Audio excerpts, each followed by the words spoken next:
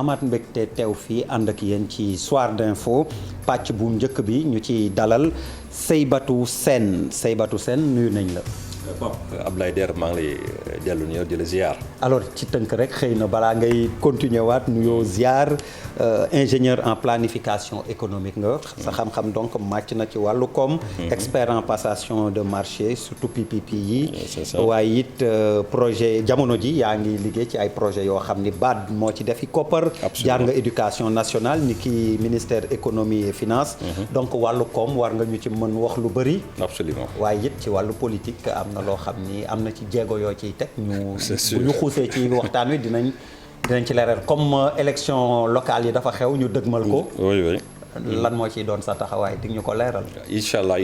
ay ca kon Saïbatou ñu door ci jamono ji li nga xam ni xëy na moom la ñëpp di laaj naka la ñuy def. ba koomu réew mi. ginnaaw Covid bi gis nañ ni mu ko faagaagalee. noonu lañ ko mën a waxee. waaw naka la ñuy def ba mu teguwaat ci yoon teguwaat ci raay. d'accord Pape Abdoulaye maa ngi lay nuyu di la ziar. di nuyu les téléspectateurs. du nuyu waa Sénégal yëpp.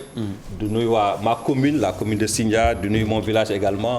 le village de teel nga door politique bi de tey ñoo wax ci koom bi ba pare. non il faut ma nuyu d'abord.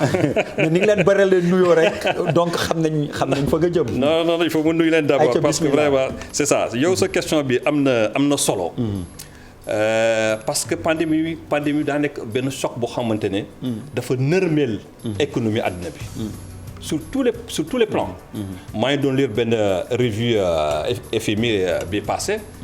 nee nañu le taux de croissance est passé de 2,9% en 2019 à moins 4,4%. ci àddina bi wala. oui de façon globale. globale waaw moo tax ma ne ci àddina bi waaw. donc c'est passé de 2,9% de croissance en 2019.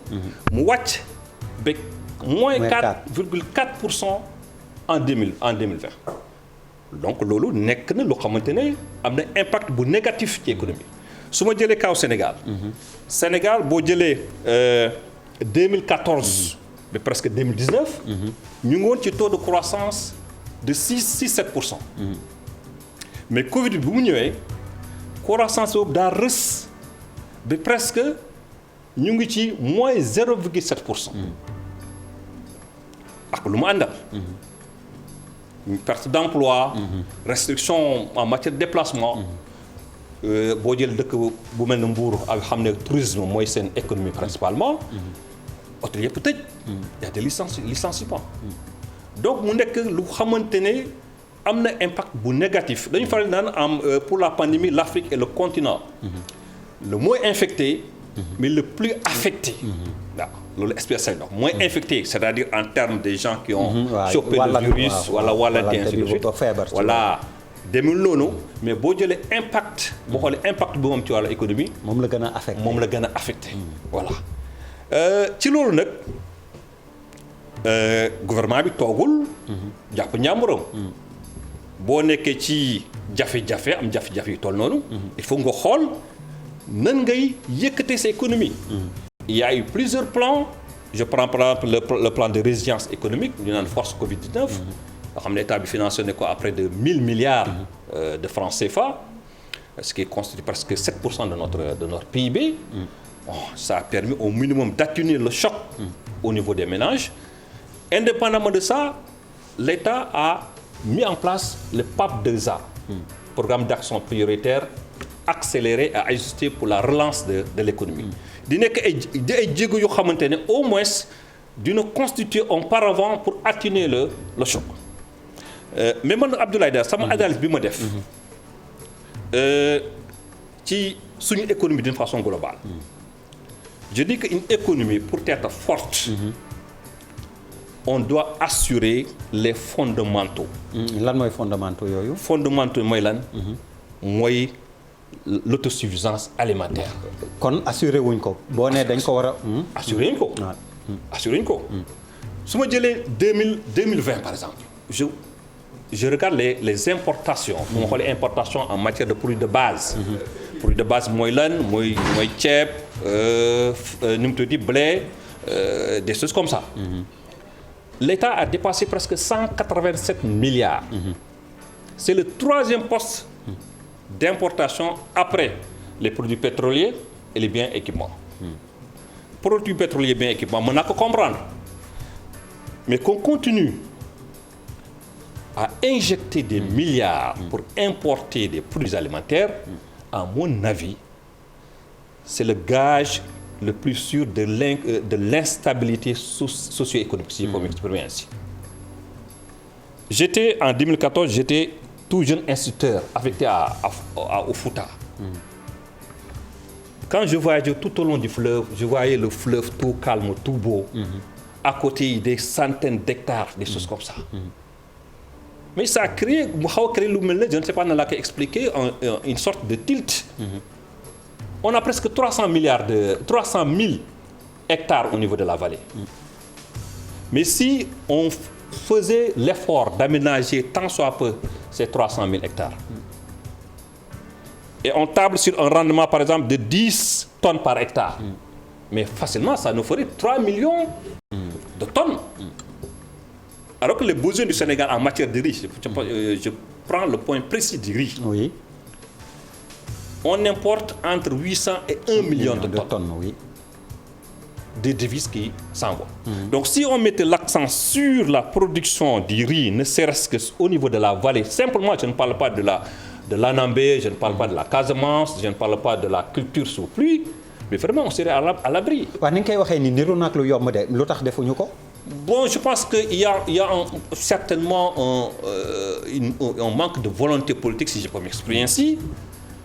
Il y a également ce que je qualifie de non-priorisation, à mon avis, de ce secteur-là. Et c'est un point sur lequel il faut s'appesantir. Quand vous n'assurez pas ce que vos populations mangent, c'est un danger. loolu kañ Covid bi ni ngay wax sànq jàngal nañu ko. bi frontière yëpp tëjee. c'est ça bateau yi dematuñu avion yi dematuñu. c'est ça le problème. nit ñi jaaxle woon nañ. yenn jumtukaay yi le plus grave encore boo xoolee Sénégal fan lay jëlee ceeb. Sénégal et Inde et Chine et Pakistan. Chine, ils ont réduit leur importation parce qu'il y a eu quelque temps, ils sont dans un cycle de sécheresse, c'est un rendement des moutons. Imaginez-vous une population d'1 milliard qui se verse dans le marché de l'importation du riz contre une population de 12 milliards, le Sénégal, mais 16 millions, dis-moi, 16 millions, mais ça ne fait pas. lu ëpp milliard de fu ñu béyee ba mu doy leen ba ñu mën di jaay bitim réew waroon nañ ci mën taxaw mais PAP 2A yi ngay wax tamit ay xeeti programme yooyu ban njeexital la am ci dundini askan wi souvent dañuy dégg ñuy décliner ngeen di décliner yu mel nii di ko tudd ak yooyu ban njeexital la am ci dundini askan wi ban njeexital la am parce que peut-être mooy li mu la expliqué sànq du répercuter wu directement sur le panier de la ménagère. Mais quand l'État engage des montants colossaux pour désenclaver certaines zones, pour électrifier certaines zones ou pour construire des infrastructures sociales de base, je pense que ça a un impact sur le niveau de vie de la population. C'est dans ce cadre surtout que j'analyse ces programmes prioritaires d'investissement. kon ñu bàyyi wax ay tali duñ ko lekk ak ay pont duñ ko lekk duñ ko naan. Moi je pense que c'est fondamental. Les infrastructures c'est fondamental. bokkoo ci ñuy wax loolu. Non. Il faut couper la porte en deux, à mon avis. ba léegi ñu des ci wàllu koom bi d'accord nga. nos économies là ñu dem waxtaanee ko Paris weer yi passé amoon na fële ca Paris. sommet des économies africaines. ndax yow loolu gis-gis bu baax la. Moi je suis pas d'accord avec la démarche. Je suis à la limite. ni ngay waxee ni dafa mel ni ci forme bi nga d'accordul mais fond bi finalement da ngay mujj ne waaw. bon xam nga boo naan démarche bi. waaw xam nga. ca forme ba laa lay mais man fond bee tax may wax. Aïcha non aussi bien pour le fond que la forme. Ah Aïcha. Je suis pas d'accord parce que moi je me suis dit que ñun ay africains lañu. jamono colonisation weesu na donc suñu destin dañ ko war a jël en main. lépp lu ñu dogal ñu toog waxtaan autour d'une même table nous les Africains ñu xool lan la ñu décider naka lañ ko décider naka lañ ko doxalee bailleur bu am yéene ñëw jàppale ñu mais ñu jël. mais il faut pas que ñu tegle suñu bopp en quelque sorte continuer de tegle suñu bopp. vis-à-vis de l'Europe des Occidentaux. nga baal ma ci wax bi. comme ni ñuy faral di waxee. ñu bu dee sikkim nga nag gestu di la yóbbaale wala ni ñuy wax xale yi ni ñuy wax ku ñuy diri doo taamu fu sa ndong di dal. sikkim boobu nag moo war a dog. sikkim boobu nuñ koy dogee. sikkim boobu moo war a dog. ñu am yéen ñi nga xam ne yéen ay planificateurs yi ingénieur planificateur oui dites-nous. non xam nga ñun on est des techniciens. on est ay techniciens la ñu am nañu xam-xam suñu xam-xam la ñuy jox ñuy décider mais on n'a pas les leviers de décision. waaw levier de décision am ñu ko un problème se pose on requiert notre avis qu'est-ce que vous en pensez qu'est-ce que ainsi de suite faites nu mu tuuti un rapport ou bien une situation un projet programme non on s'en limite là. xëy na dinañ dellu si ci koom gi ak emploi yaa ko wax moo tax. ma jaar ci prox ndollu gi. seen engagement politique comme yéen techniciens yi yow. xanaa looloo la décider dans l'engagement politique parce que yaa ngi naan on n'a pas les leviers de décision. mais bi ngay ñëw yaa ngi may waxaale ni incha allah candidat ngay doon ci sa gox. fas yéene naa ko. bu ma yàllee mais. looloo ko waral. une partie. parce que dama toog Pa Abdoulaye. waa fan nga. je suis de Keñabour. Keñabour c'est dans la commune de Sindia. c'est en allant vers Popenguine. voilà c'est à mi-chemin entre Popenguine et Sindia. xaw ma ndax mbir nga boor yooyu wala déet. tuuti rek mais Keñabour moom xaw ma ko woon. voilà c'est ça Keñabour. Keñabour Keñabour voilà. dama toog def sama analyse. ma jël benn phrase bu ñu Idriss Seck waxoon. en 2004 quand il était fraîchement déchu de son poste de premier ministre. à ce moment maa ngi woon encore étudiant à l'ENA. mu ne ñu yéen boo leen paree jàng. ba am seen lijaasa au lieu fonction publique du leen recruter politique moo leen war a njëkk a recruter. waaw lu tax wax boobu. man bi mu ko njëkkee wax. waaw maa ngi naan waaw comprendre ma ko. comprendre ma ko mais par la suite j'ai compris pourquoi. xam lu tax. yow da ngay jàng am sa lijaasa xam gestion xam administration xam priorité xam développement ne lay demee. nga toog de du ma def politique je croise les bras. bon je mène ma carrière am naa sama salaire am naa sama kër ainsi de suite. voilà ñi xamante ne defuñu politique. jànguñu xamuñu. amuñu notion ci gestion. xamuñu comment on dirige une structure. xamuñu exactement quels sont les enjeux de l'heure. ñoom ñu jóg engagé wu en politique mais ñu fa leen. te bu ñu la falee ñoom ñooy sa chef. ñoo lay commandé ñooy buur di bumi. yow fa ngay toog sa xol bi di metti ainsi de suite doo ci mën daal. bu ñu la laajee nga planifier jox la mais ñoom ñu def après leneen lu leen neex. c'est ça donc loolu nag à mon avis ça on doit changer complètement ça. on doit changer la donne. il faut que les intellectuels il faut que les cadres s'investissent dans la politique parce que la politique c'est pas quelque chose de mauvais xam nga lan moo tax gars yu bëri sawaruñu ci politique. parce que politique ay xuloo la ay xeex ay kuba ay xaxarante ainsi de suite loolu la ñu xam politique Sénégal. mais loolu tamit la ñu gis de xoolal keroog ni assemblée nationale na mu fa demee. ça c'est un mauvais exemple. ça c'est un mauvais exemple. donc bu ko nit ñi waxee it. inventé wuñ ko. mais ñu jàng ñu am xel bu ñu fa nekkoon. xam ne askan bi moo leen tax a jóg. intérêt askan bi moom la ñuy défendre. à mon avis daañu am benn comportement bu wuuteeg bu ñu am. waaw. alors léegi yow comme ñi ngi foofu ci sa lan moo tax Sindia précisément comme ne nga fa nga dëkk. nga bëgg a engagé wu dafa am lu leen fa metti ka fa nekk dafa am yoo xam ni daf ko mëtalewul lan. non dañu toog analyse xam ne dëkk bi suñu commune doxul. surtout lu tax ngeen naan doxul. doxul loolu moom. parce que tamit dafa mel da ngeen commencé waxu politicien doxul. non du question doxul. xam nga boo bëggee falu moom doo gis dara lu baax lu fa am. xam nga man je suis pas nihiliste. waaw ñi fa nekk am nañu gaa la ñu def. je ne vais pas le nier. je ne vais pas le nier parce que man je suis pas nihiliste. waaw boo defee dara en âme et conscience dama naan nit kii def na dara. mën nañu ko améliorer. mais commune bi dafa sooxe sur presque tous les plans. on est à 80 km de Dakar. c'est dans cette commune-là où on voit des villages entiers qui n'ont pas l'accès à l'eau potable. ndox amu fa. ay bidon ay charrette la ñuy roote. du sax forage.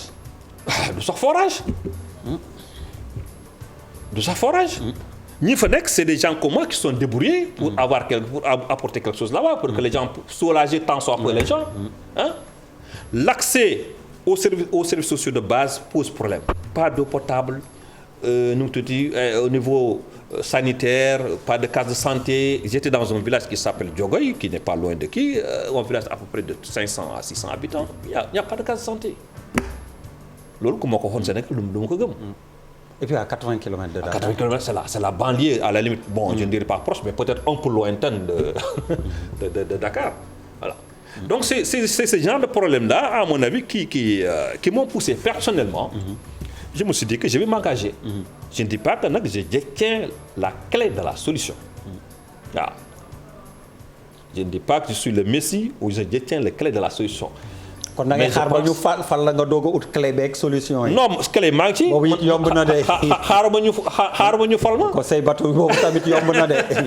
Ablaye Der. balaa ñu lay fal tu prends des engagements yoo xam ni et puis ni ngay wax war nga xalaat des voies et moyens yoo xam ni di la may yooyu nga pointé du doigt ngeen indi ci saafara. man je ne prends pas des engagements, j'ai fait des actes concrets. À travers des partenaires bien précis. J'ai fait des actes concrets là-bas ñu teg seen bët. waaw. yow avant engagement politique amoon nga ko. Oui. fan nga engagé. Je suis un militant en cadre de Rewmi. Depuis presque 2004. waaw léegi yéen comme rejoindre ngeen coalition Mburok Sow am na lu ñu fa waxoon de. yow nga jékki-jékki rek naan candidat nga fa nga. non moi je pense que élection locale. Élection locale c'est différent de élection présidentielle ou je ne sais pas nan la koy expliquer. Législative. Voilà, élection locale c'est le contexte local. Il faut laisser les gens qui sont sur le terrain. Qui sont dans le terroir ñu jël seen propre initiative. xanaa da nga am problème ak waa réew mi. j'ai pas de problème particulier. kon ni nga waxee ni dafa mel ni yow ñu investir la ñu bañ la investir. da ngay demal sa bopp inchallah damay demal sama bopp. moom moo nekk sama yéene damay demal sama bopp inchallah je vais chercher des gens crédibles avec une large coalition boo xamante ne vraiment. je pense kon réew mi ña nga àndal fële crédible ñu kañ a. non du question ne crédible ñu qui sont c'est des gens. c'est que ni nga waxee rek laa la laajee. xam nga Pape Ablaye li may faral di wax ma ne la engagement politique. Politique c'est un engagement volontaire spontané réfléchi. boo demee bi ci biir nga xam ne yoon bi nga jël. moo la permettre nga atteindre ses objectifs mais rien au monde ne t'oblige à rester squatté si je peux m'exprimer ainsi. xam naa ni fa nga fare dëkk ba. problème bii nga xam ni wër na Sénégal mi ngi fa. emploi des jeunes. Président Macky Sall nee na 150 milliards sur 3 ans muy 450 milliards. ndax pour yow pexe gi mooy génne ay koppar d'autant plus que gis nañ fi ay DER. sama trondoo boobu nga xam ne donte joxuñu ma ci. kon joxuñu la ci. da nga ko dégg man droit d'auteur sax léeg-léeg damay jékki-jékki naan ni ngeen may tuddee nii fay leen ma droit d'auteur sax ma mos ci dara. alors xëy na yow boo faloo jàpp si say batu sen mais alors est-ce que c'est une solution financière. Souvent j'ai l'habitude de demander est-ce qu'il n'y a pas une approche. socio-économique à explorer. et yéen bu ma nee yéen en tout cas comme léegi ak engagement bi nga am ak yooyu. yéen décideurs yi da ngeen koy fàtte. foog ngeen ni c'est de l'argent toujours de l'argent. et une solution financière qu'il faut est-ce que du foofu da ngeen xaw a juum. Pape Ablaye. en économie. tout est question d'argent. waaw boo ko waxee ma gëm la. waaw en économie tout est question d'argent. je ne peux pas dire que je vais créer des emplois. et mettre l'argent de côté. c'est que su ma ko waxee nga baal ma. dafa dañu yàgg dégg ay somme yu mag yoo xam ne dañ ko cee def. te gisuñu njeexital li c'est ce que je suis en train de dire. est-ce qu'il faut continuer à débourser de l'argent. autant d'argent te au finish mooy li ñuy wax création d'emplois yi wala auto-emploi yi. Est-ce que la question que je me pose et dama koy poser tout le temps est-ce que l'État a fait le diagnostic de l'ensemble des projets qu'il a eu à mettre en place. yaay liggéey ci wàllu planification économique dans le sens d'évaluation mais je suis pas impliqué. dans les projets et programmes. mais ci li nga ci xam. waaw li mu ci xam. li mu ci constaté. c'est que parfois on finance des jeunes qui n'ont pas de formation. boo remonter un peu plus loin on a vu l'exemple des maîtrisards. yoo xam te ne on les avait financés pour ñu tëjee ay boulangeries. su ma juumul depuis jamonoy Abdou Diouf. voilà loolu amoon alors que ñooñu xamuñu sax nu ñu malax ñenn ñi transport ñu dugal leen dans le transport. voilà c'est ça loo jàngul mënoo ko tari. donc l'État n'a qu'à mettre l'accent sur la formation professionnelle d'abord. avant de pouvoir injecter des milliards pour les jeunes. Ça c'est fondamental. Le second aspect, c'est le suivi. Nit ki Pape Abdoulaye Der du ma la jox 200 millions 300 millions bi pare du ma am suivi ci yow. Il faut un mécanisme de suivi, d'accompagnement. Encadrement, oui, accompagnement, oui, effectivement. Moi, j'ai eu à travailler dans un projet de la BAD qui intervenait dans les régions de Louga, Matam et Kaffrine. Vous savez ce que nous faisions? D'un ñëw ci benn gox, on négocie avec les populations, ils libèrent 5 hectares, 6 hectares, 10 hectares. Ñu clôturer ko. Def ci ay forage def ci raccordement def ci lépp. ci les périmètres irrigués.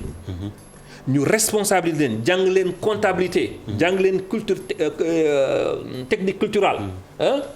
lu ñuy soigner légumes ak yi mu xamul lu ñuy traiter plantes yooyu yëpp comptabilité de organiser leen ba pare di leen suivre. mais dans certaines zones ça a tellement réussi que les jeunes qui étaient à Dakar. di def comme un marchand ambulant. dañu mujj obligé. dellu parce que au moins au bas mois à la fin du mois daañu am 150 000 200 000 ainsi de suite. loo xamante ne amuñu ko woon. mais Seybatou foofu it beneen problème bi muy nag maa ngi jéggalu ci président des jeunes maraîchers yi nga xam ni woo na ma sànq. tur bi daf ma rëcc. te comme ñi ngi direct xam naa téléphone bi laa dul mën yër mi ngi sànq rek au téléphone. ñi ngi doon waxtaane lu mel noonu. nee na ñoom li ñuy béy léeg-léeg day yàqu seen loxo. parce que amuñu débouché. et moom li mu indexé jamono ji di doon nee na. dañoo ubbi frontières yi mu am yu bëri yoo xam ni dafa jóge bitim réew. ñëw fi moom bu déggee li may wax nii dina xam. alors nee na jamono ji ñoom dañu jël xaalisu jàmbur dañu leb souvent dans des structures pour mën a exactement pour mën a béy. mais dañu jaaxle ndax des na seen loxo. mi ngi yàqu nu ñuy def tamit loolu. lan moo ci solution mais l'État bi à chaque année à une période précise bon je jàppuma période bi exactement mais dafa daan arrêter les importations. en matière d'oignon. jéem a réguler def régulation. parce que il faut apparemment ñoom régulation bi gisuñu seen bopp j'insiste. bon loolu moom c'est pas je ne détiens pas. je ne détiens pas les tenants et les aboutissants de la question. mais li may expliquer foofu rek il faut que l'État fasse ce que nous appelons en passation de marché la préférence nationale. Il faut qu'on appuie nos petits producteurs. Il faut qu'on appuie les petites et moyennes entreprises, les petites et moyennes industries. Sans loolu mais duñu avancer. parce que boo xoolee structuration économie la plupart c'est le secteur informel. c'est les petites et moyennes entreprises c'est les petites et moyennes industries. ce qui constitue presque 80% de l'activité économique au Sénégal. mais ñooñu boo leen appuyé wul structurer leen accompagner leen mais économie du soxali ko en quelque sorte. alors mënoo fi woon ñëw ba dem te duñ ci waxtu wi daf ñu commencé tànc. spécialiste nga aussi maa ngi ko doon junj en passation de marché. fi Sénégal toll ci wàllu passation de marché. yan jafe-jafe nga ci gis ak lu ñu war a noddanti. ndax day faral di indi coow fii. oui day faral di indi coow di nuyu samay mbokk spécialistes en passation de marché. à commencer par la DCMP. Le Sénégal a un bon arsenal juridique en passation de marché. Ça tout le monde le reconnaît. Mais quand j'étais à la DCMP jot naa ay délégations yu jógee dans les pays de la sous-région pour venir s'enquérir de l'exemple sénégalais. kon lu tax ba léegi ñuy dégg ay problèmes. ci passation de marché c'est la lourdeur des procédures. boo jëlee su ma jëlee bi ñu naan demande de renseignement et de prix. une procédure simple mais parfois li nga war a accomplir comme procédure dafa yéex. ce qui fait que Sénégal boo jëlee d'une façon globale là où on passe un appel d'offres la norme internationale en général c'est 150 jours. pour passer boucler un appel d'offres. mais au Sénégal parfois tu te retrouves avec 200 jours. parce qu'il y a beaucoup d'autorités qui interviennent chacun veut approuver chacun va signer ainsi de suite ce qui fait que la chaîne. est vraiment longue. Donc je pense que les acteurs de la commande publique peuvent s'asseoir toog xoolaat comment alléger la procédure. L'autre aspect également c'est ce qu'on appelle le système de double revue. Par exemple su ma jëlee benn projet boo xamante ne BAD wala Banque mondiale wala benn AFD wala benn bailleur de fonds moo ko financé ñoom dañu ne yow Sénégal en général Sénégal day def sa revue. bu ñu paree ñu jox bailleur bu def revue ça entraîne un temps excessivement long. et des retours aller et vient ainsi de suite. loolu nuñ ko mën a saafara boobu noonu. mu doon benn revue wala mu doon benn revue ñu ciy daje. que les gens nu mu tudd ñu jël benn par exemple la BAD par exemple sur certains aspects dañu ne on fait confiance au système national. On fait confiance au système national donc passer tous les marchés par les procédures nationales bu ñu paree nag on va faire ce qu'on appelle une revue a posteriori. Voilà. mooy lañ naan la confiance n'exclut pas le contrôle. La confiance n'exclut pas le contrôle. waaw mais nga abal ma xaalis nga ne je passe la procédure par le système national balaa may avancer ma ñëw ci yow. C'est des pertes de temps. C'est compliqué. Et à la longue, les financements, le taux de consommation, le taux d'absorption des ressources est excessivement faible parfois dans certains projets. ñu tàggoo waxtu wi xoj nañu publicité Adja Faty Dieng wala Soxna Faty Dieng teew fi ngir yaatal xibaar yi. Bismillah. li may tàggoo lancé waa ma commune de Sindia Seybatou Sène mu ngi leen di nuyu. di leen jaajëfal. di leen. Seybatou commencé na campagne bi voilà donc du commencé campagne sax. non yow ba waa coalition Mburoog Sow jàpp la nga bokk ci ñoom ba pare ñu ne nañ xaar discipline de coalition yow moom nga fël. non discipline de coalition. ay ca bismillah continuel. waaw c'est ça li may wax rek mooy li ma faral di wax la commune de Sindia mérite mieux. La commune de Sindia peut avoir mieux. Et la personne a mieux d'impulser les aspirations au changement. À mon avis c'est le candidat Seybatou Sène. dina faral di am ay coow suuf foofu wala parce que fii moom commune yi foo ci dégg foofu ay metti. C'est le fief des litiges fonciers. lu ko waral. Bon il y a une boulimie foncière. loolu loo ci xalaat comme saafara tamit comme yaa ngi naan da nga bëgg ñu jox la nga gérer. non qu'on gère le patrimoine foncier d'une façon transparente et responsable. waaw suuf mën nañu bañ investisseur. mën a am suuf doo ko exploiter. nga ne investisseur du ñëw jël ko par exemple non loolu moom je suis foncièrement contre mais nañu waxtaan suñu biir xool quelle est la meilleure méthode la ñu attribuer suuf si ku nekk gis ci boppam investisseur bu ñëwee mu investir population gis ci boppam mu am avancement ainsi de suite. man c'est ça ma vision. alors mais il faut pas que 2-3 personnes ak ki mos a suy di leen def du ci def loolu neex loolu moom. alors j'invite les coordonnateurs de la rédaction Chérif Dia ak